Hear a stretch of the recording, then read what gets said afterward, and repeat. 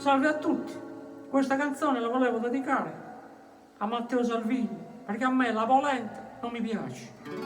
A me piace la cucina napoletana. Giantore Pudroni alle tastiere, vai.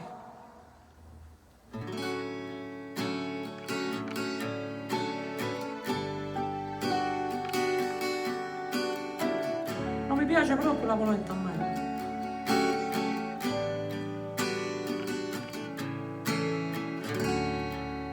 La polenta non è buona, la polenta a colazione,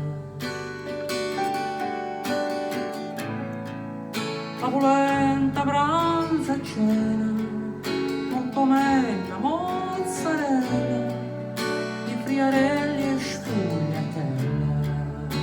Non mi piace la polenta a me. Te la mangi tu, Matteo, la polenta? E tutti i bergamaschi come te.